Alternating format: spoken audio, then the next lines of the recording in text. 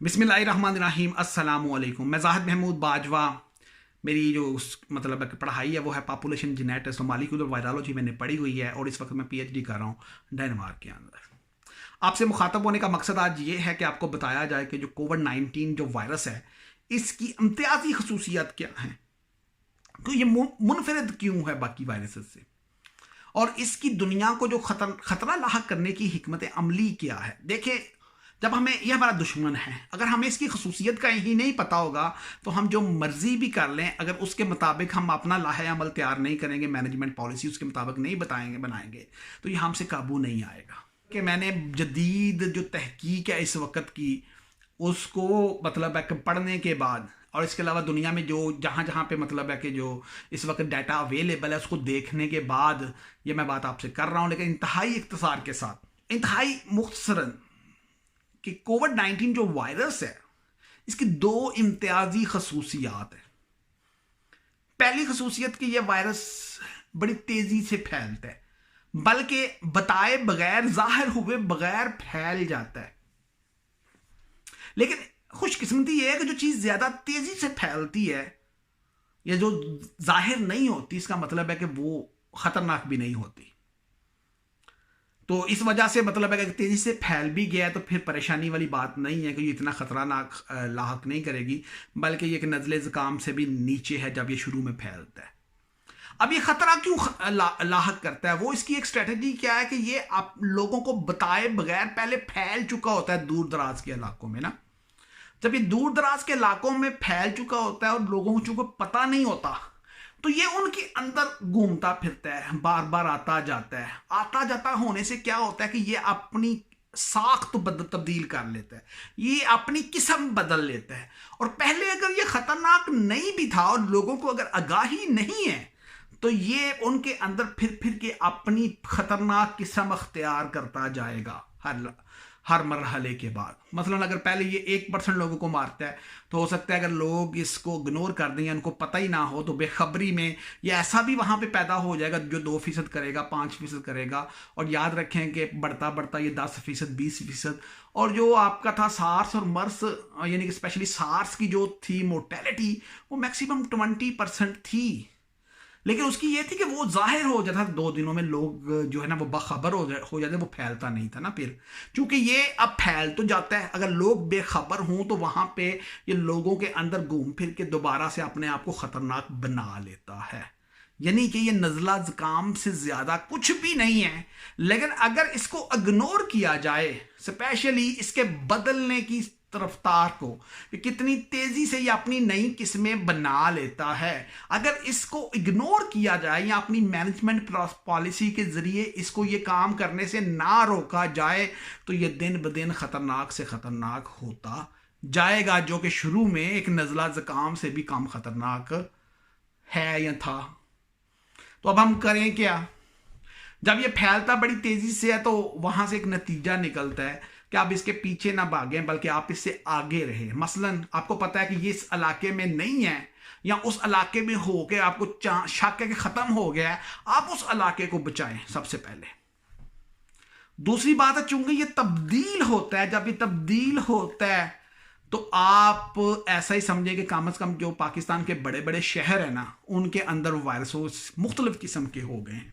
तो आपको क्या करना चाहिए? कम अज कम बड़े शहरों से लोगों को बाहर इलाकों में नहीं जाने देना चाहिए, ताकि दूसरे इलाकों में चूंकि ये ख़त्म हो गया या हो चुका हो तो दोबारा से उनको ना लगे। या मसलन लाहौर का मुख्तलिफ है, कराची का मुख्तलिफ है। अब लाहौर वाले कराची आ रहे हैं, कराची वाले लाहौर जा रहे हैं, तो वायरस एक की बजाय 2 हो गए। ये मैं इंतहाई मुख्तसरन बात कर रहा हूँ। बाहर याद रखें कि वायरस जो है ना, वो बड़े शहरों के अंदर उसके बदलने की जो रफ्तार है वो तेजी से होगी। यहां से फिर एक नतीजा निकलता है कि अगर हम लॉकडाउन करते हैं, जैसा कि हमने 5 से 6 वीक का लॉकडाउन किया है, तो वायरस के खत्म होने के चांसेस कहां पे हैं? सबसे पहले रिमोट एरियाज, यहां जहां पे कोई आता जाता नहीं है या कम माना जाए। उसके बाद आपके गांव हैं जिनकी आबादी थोड़ी होती है और लोग तकरीबन एक जैसे होते हैं, वहां पे भी वायरस इतनी तेजी से नहीं बदलता। उसके बाद आपके छोटे कस्बे हैं, छोटे शहर हैं, और सबसे आखिर में बड़े शहर, यानी कि 5 से 6 वीक का लॉकडाउन जो अभी तक हो चुका है, अगर हमने इसको अगर ऐसा किया होता आइडियली तौर पे, या अभी भी हम आइडियली तौर पे ऐसा कर लें कि हम कम से कम डिस्ट्रिक्ट लेवल के ऊपर इलाकों को तकसीम कर दें और उसके अंदर भी रूरल और अर्बन को थोड़ी देर के लिए 2-3 वीक के लिए सेपरेट कर दें। सेपरेट करने का मतलब क्या है कि ये जो हदबंदियां होंगी, उन हदबंदियों को कोई भी क्रॉस ना करे। मैं तो कहता हूँ मरीज भी क्रॉस ना करें, डॉक्टर भी क्रॉस ना करे, मैनेजमेंट भी, ये जितना कम से कम लोग बस जितना जरूरी है सिर्फ उतनी क्रॉसिंग करें। तो ये जो है ना 2-3 वीक में वायरस इन इलाकों पे खत्म हो जाएगा। लेकिन जो आपके बड़े शहर होंगे उनके अंदर वायरस देर से खत्म होगा। चले 5-6 हफ्तों के लॉकडाउन की वजह से आपका कम से कम जो 70% एरिया है उसके अंदर या तो वायरस खत्म हो गया या खत्म होने के बिल्कुल करीब है। अगर लोग बड़े शहरों से छोटे शहरों की तरफ जाना अगर बंद कर दिया हो तो, चूंकि नहीं है तो चांसेस है कि अभी भी कुछ ना कुछ होगा। तो बहरहाल 2 वीक मजीद अफेक्टिव लॉकडाउन करें, उसके बाद आप देखें कि आपका जो वायरस है वो छोटे इलाकों से बड़े इलाकों की तरफ इसके ख़त्म होने के चांसेस हैं। यानी कि रीओपनिंग अगर आपने करनी है तो वह आपने सबसे पहले रिमोट एरियाज, उसके बाद छोटे इलाके, छोटे शहर, बड़े शहर आखिर में, या कम से कम चूंकि हमारे मुआशी वसाइल इतने ज़्यादा नहीं हैं तो हम कम से कम जो बड़े शहर हैं उनको अपने छोटे इलाकों से अलहदा कर लें। मसलन है कि जो जिनकी आबादी 50 लाख से ऊपर है उन शहरों से हम कोई चीज़ बाहर ना जाने दें ताकि बाकी शहर क्लियर हो जाए। देखिए अब आपके पास हल क्या है इस वायरस को ख़त्म करने का, कि ये इसका एक नेचुरल प्रोसेस है कि छोटे इलाकों में ये खुद ब खुद ख़त्म हो जाएगा अगर इसकी किस्म नहीं बदलती। तो फिर हमें क्या करना चाहिए कि हमें पहले अपने 85% जो एरिया है ना उसके अंदर वायरस को ख़त्म कर लेना चाहिए और फिर उसके अंदर अपनी इकोनॉमी को ना सिर्फ चलाना चाहिए बल्कि दौड़ाना चाहिए। पाकिस्तान का 85% एरिया में इकोनॉमी अगर आपकी दौड़ रही हो तो अब आप देखें दुनिया से आप कितना आगे निकल जाएंगे। बाकी जो 15% एरियाज है उसके अंदर आपको लॉकडाउन थोड़ा सा बढ़ाना पड़ेगा, मसलन 4 नहीं हो सकता 8 वीक तक लेके जाना पड़ेगा, लेकिन वहां पे भी वायरस को खत्म ही करना पड़ेगा। खत्म करने का अगला तरीका क्या रहा है कि एक तो पहली बात है कि बड़े शहर की जो बाहर वाली बाउंड्री है वो स्पेशली तौर पर कायम रखी जाए कि दूसरे इलाकों से या यहाँ से बाहर लोग ना जाएं। लेकिन इसके अलावा इसके अंदर भी छोटे छोटे इलाके तकसीम कर दिया जाए। अगर यूनियन काउंसिल हो तो बड़ी आइडियल है, लेकिन उन छोटे इलाकों में आप थोड़ी बहुत लोगों को इजाज़त दे सकते हैं। लेकिन है कि अच्छी बात तो यह है कि वहाँ पे भी लोग 2-3 हफ्ते 4 हफ्ते ना ही इधर आए जाएं तो जल्दी ख़त्म हो जाएगा। तो उन इलाकों बड़े इलाकों के अंदर भी आप वायरस को ख़त्म ही करने की कोशिश करें। मुराद क्या है कि अगर आपने लॉकडाउन लगाना है तो अफेक्टिव लॉकडाउन लगाएं जो कि कोरोना वायरस की स्ट्रेटजी के मुताबिक है कि इसको बदलने नहीं देना। आपने बदलने नहीं देना तो ये जो जहाँ पे अगर पहुँच गया वो ख़त्म हो जाएगा खुद ब खुद, बार नया ना जाने दें और इसको बदलने का मौका कम से कम दें। इसके बदलने की जगह कौन कौन सी हैं जहाँ ये स्पीड से बदलता है, वो आपके बड़े शहर हैं, क्योंकि एक तो आबादी गुंजान होती है और एक मुख्तलिफ किस्म के लोग होते हैं, उस वजह से वायरस तेज़ी से बदलता है। इसके अलावा आपके हॉस्पिटल्स होते हैं जहाँ पे आप मरीज़ों को इकट्ठा करते हैं, वहाँ पे भी मतलब है कि वायरस की तब्दील होने की स्पीड बढ़ जाती है। तो कोशिश करें मरीज़ उन्हीं को उठाएं और मतलब है कि जो आपने करनी थी या सेंटर बनाने हैं वो लोकल बनाएं और एक जगह पे बड़ी जगह पे इकट्ठा ना करें। पाकिस्तान के पास चूँकि रिसोर्सेज ही नहीं है, हम इकट्ठा कर भी नहीं सकते, लिहाजा शुरू में लोगों घरों में रहने दें। अगर मतलब है कि जो थोड़ा ज़्यादा बीमार होता है तो उसको लोकली तौर पे ही करें और डॉक्टर भी लोकली तौर पे पहुंचाएं। तो इस तरह से करने से वायरस ख़त्म हो जाएगा। लेकिन अगर आप ये कहें कि वायरस ख़त्म हो नहीं सकता और हम अपने मुआशियात को मद्देनज़र रखते हुए ज़्यादा लॉकडाउन लगा नहीं सकते, तो अनफॉर्चुनेटली क्योंकि वायरस के अंदर बदलने की स्पीड है और साथ ही साथ फैलने की स्पीड है, तो ये आपको दोबारा मजबूर कर देगा। वक्त के साथ साथ ये अपनी खतरनाक से खतरनाक होता जाएगा, मतलब इसका मोर्टेलिटी रेट बढ़ता जाएगा। यानी कि आज अगर फॉर एग्जांपल कभी 5 है, किसी वीक में 10 है, उसके बाद अगर 15 हुआ है, किसी वीक में 20 हो गया, फिर 25 हो गया है, तो हो सकता है इसका जंप भी थोड़ा बढ़ता जाए। लेकिन ये चीज़ डिपेंड करती है कि ये कितनी स्पीड से खतरनाक होता है। वो होता है लॉकडाउन की नोयत कि लॉकडाउन लगा है, कितने लोग लॉकडाउन को फॉलो कर रहे हैं। अगर मतलब ज़्यादा लोग निकलेंगे तो यह ज़्यादा तेज़ी से ख़तरनाक होगा। यानी कहने का मकसद है कि आप लॉकडाउन की बात करें कि स्मार्ट लॉकडाउन है या पार्शियल लॉकडाउन है या स्ट्रिक्ट लॉकडाउन है, इन सब का फ़ायदा तो है, लेकिन ये है इलाज नहीं है। ये सिर्फ टाइम बाइंग टैक्टिक्स है कि आप अपने ख़तरे को डिले कर सकते हो। लेकिन चूंकि मैं बार बार आपको बात बता रहा हूं कि ये वायरस शुरू में नज़ले ज़ुकाम से ज़्यादा है ही नहीं, तो हमने इसको ख़तरनाक क्यों करना है? हम इसको ख़त्म कर सकते हैं और बड़ी आसानी से ख़त्म कर सकते हैं। जैसे मैंने आपको बताया कि 2 से 3 वीक के अंदर 85% पाकिस्तान का इलाका वायरस फ्री हो जाएगा। उस वायरस फ्री इलाके के अंदर आप जो मर्जी करें, सही है, और इकानमी चलाएं नहीं, इकानमी दौड़ाएं। अच्छा, अब आपको अंदाजा कैसे होगा कि वो खत्म हो गया? चलो मैं थोड़ा सा बता देता हूं। 2 किस्म के टेस्ट होते हैं। सबसे पहले तो एक तरह रैंडम सैंपलिंग करें। रैंडम सैंपलिंग का मतलब क्या है कि जिस तरह से मतलब है कि चंद एक लोगों को, सेहतमंद लोगों को बेशक मुंतखब करें और वहां पे आप देखें कि किन लोगों के अंदर, उनके अंदर पीसीआर टेस्ट भी करें और एंटीबॉडी टेस्ट भी करें। पीसीआर टेस्ट ये बताएगा कि एक्टिव केसेस कितने हैं, यानी कि कितने लोगों के अंदर वो वायरस है, और एंटीबॉडी टेस्ट आपको यह बताएगा कि वायरस होके चला गया कि नहीं। मसलन अगर पीसीआर टेस्ट किसी इंडिविजुअल को नेगेटिव है और एंटीबॉडी टेस्ट पॉजिटिव है, तो इसका मतलब है कि उस शख्स के अंदर वायरस खत्म होके, यानी कि आके खत्म हो गया। तो आप ये रैंडम सैंपलिंग के जरिए मुख्तलिफ इलाकों के ना आप नमूने लेके आप फैसला कर सकते हैं कि इनके अंदर खत्म हो गया। लेकिन चूंकि मैं वही इसकी आपकी स्ट्रेटजी को अगर आप समझ जाएंगे तो वहां से एक अंदाजा लगाना बड़ा आसान है कि सबसे पहले रिमोट एरियाज के अंदर इस वायरस ने खत्म होना है, उसके बाद आपके देहात में खत्म होना है, फिर आपके छोटे शहरों में, सबसे आखिर में बड़े शहरों में।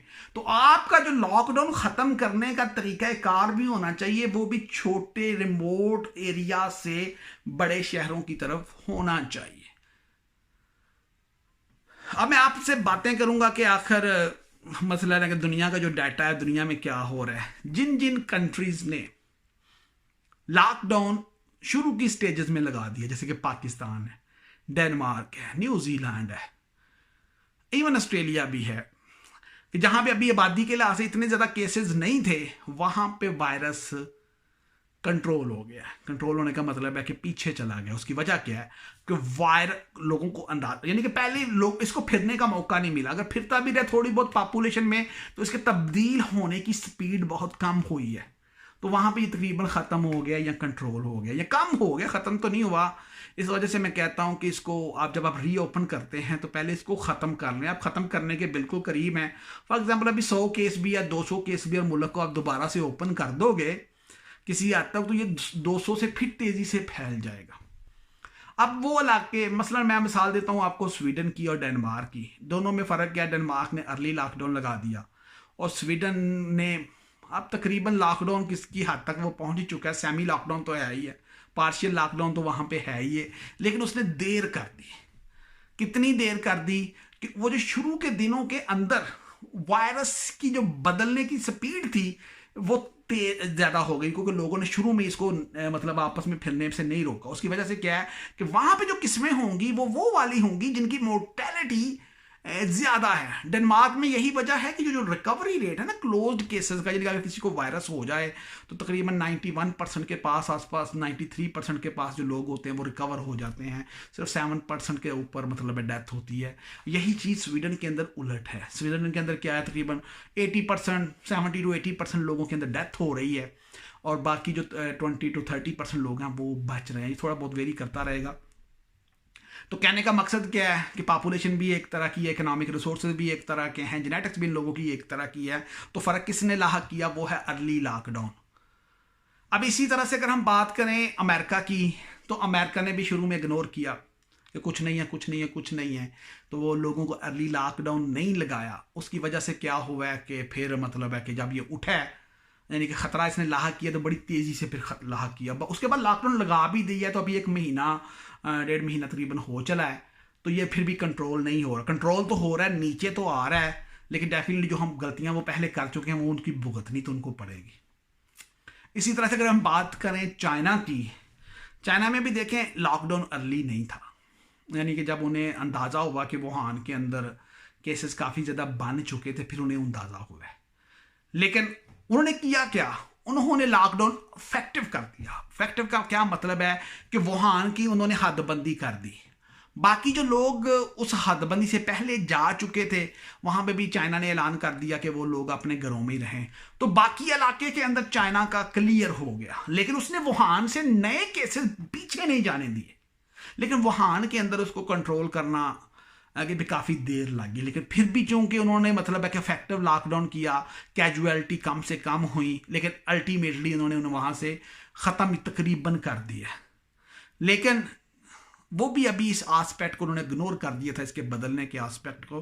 दोबारा अभी खैर ओपन कर दिया तो फिर दोबारा से नए केसेस उठ जाएंगे। लेकिन है कि अब चूंकि दुनिया अलर्ट है, हो सकता है उतना खतरा ना हो। उन्हें जब पता चलेगा यहाँ पे लॉकडाउन की जरूरत दोबारा कर देंगे। अच्छा, अब यहाँ पे लोग कुछ कह रहे हैं कॉन्स्पिरेसीज हैं। कोई कॉन्स्पिरेसीज ही नहीं है। साइंटिफिकली ये जो वायरस है वो एक हकीकत है। शुरू में ये एक नज़ला ज़ुकाम से भी कम है, लेकिन अगर इसको बदलने से रोक लिया जाए, और यानी कि बिल्कुल नज़ला ज़ुकाम भी मतलब ऐसे भी कम ख़तरा लाहक कर सकता है, लेकिन अगर इसको बदलने का मौका दिया जाए तो ये इसका ख़तरा दिन ब दिन बढ़ता जाएगा। अगर मैं बात करूँ पाकिस्तान की, तो पाकिस्तान में भी एक अर्ली लॉकडाउन था, उसकी वजह से बेशक ये फैला भी है, लेकिन वहाँ पे लोग रिकवर कर गए हैं। हालांकि लोगों ने पूरी तरह से अमल दरामद नहीं किया या इफेक्टिव लॉकडाउन नहीं भी हुआ।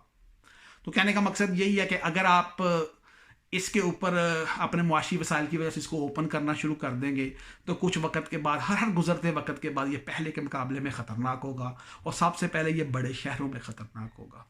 ये कन्फर्म है बात। तो बेहतर है कि इसको अभी भी हम लकी थे, अल्लाह ताला का फजल था कि हमने अर्ली लॉकडाउन लगा लिया, तो इसको कैश कर लें, यानी कि इसको वायरस को ख़त्म करने की कोशिश करें। इसके अलावा इटली है, उन्होंने भी लापरवाही इख्तियार की।